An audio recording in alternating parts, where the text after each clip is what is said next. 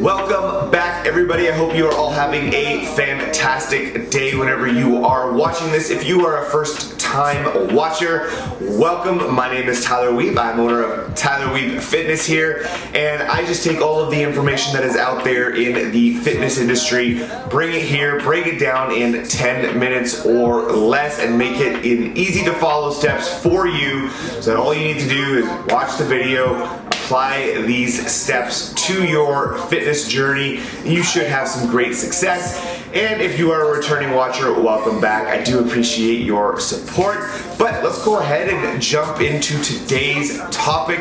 And today we are going to talk about some dieting strategies that is going to help you have more success during your diet, as well as help you keep the weight off after your diet. Yes, that is a very important step, and one that a lot of people have trouble with. So today we are talking about two things. We are going to talk about refeeds, and we are going to talk about diet breaks. So these are two strategies that no matter who you are, no matter where you are at in your journey, if you are dieting, these are two things that are going to be very, very helpful over the course of your diet. So we're gonna break it down. We're gonna talk about refeeds first, then we're gonna talk about diet breaks, and that's going to be it. So refeeds, what are they? How do we utilize them? So these are days within the week where we are increasing our calories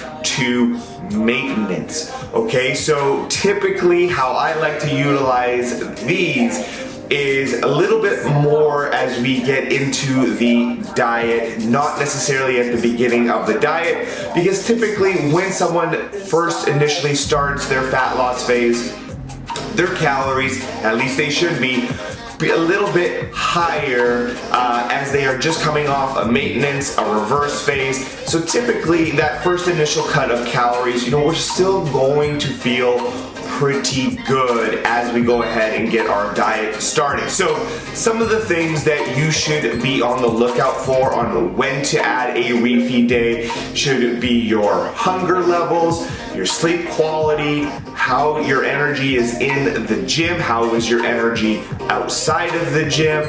Those are a lot of the things that you should be monitoring as you go along throughout your diet. As you start to notice those dip, possibly as calories are starting to get lower, body fat is starting to get lower, then that is probably a great idea or a great time to add in your refeed days. Typically, again, I like to start off with just one day out of the week. That can at least give that person that little mental boost, go knowing that, hey, I only need to eat these low calories for 6 days out of the week. I've got this higher refeed day coming in. And so that can make the 6 days of a little bit lower calories a little bit easier on that person, knowing that they do have that coming. And then again, once they do have that day, that can help with energy training in and around that day of maintenance calories. And so as we continue to go along, as that person continues to get leaner, and as energy starts to dip, maybe their mental capacity for dieting continues to dip, very normal processes of dieting, that is when we could potentially add in that second day of refeeds.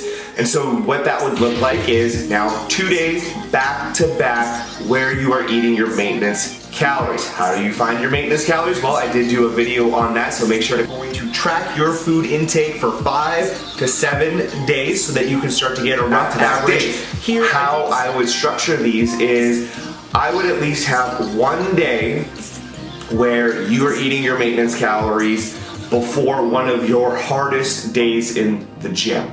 So what this is going to allow us to do is to be able to have those carbohydrates in our system for those training sessions, and then we are going to have a better training session for that. So typically I like to drop the protein to a more minimal level, 0.8 grams per pound. I will put the rest of those calories into the carbohydrates. Fats typically stay the same, maybe a little bit extra, 5 grams, as it can help with digestion, especially if we're having a lot more carbohydrates. then the total amount of carbohydrates is going to vary depending on the person and how many extra calories they're going to have.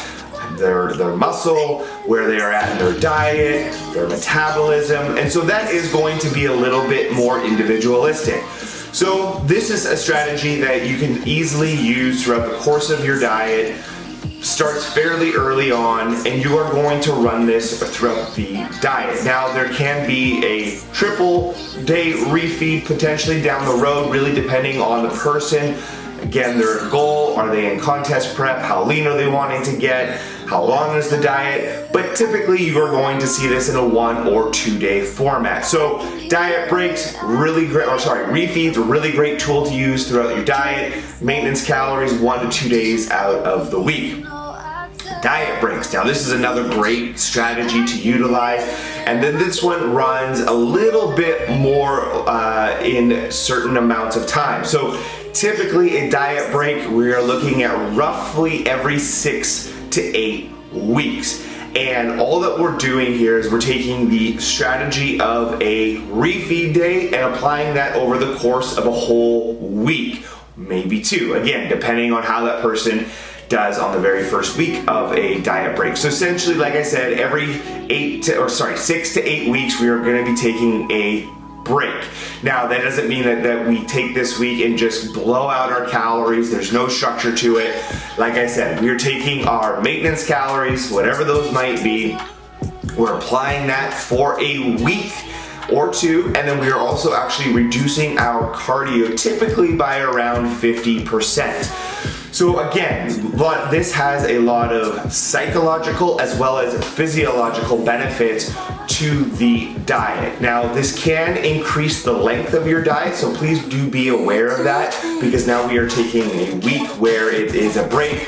We may not lose a little bit of weight, so sometimes the diet can get a little bit longer.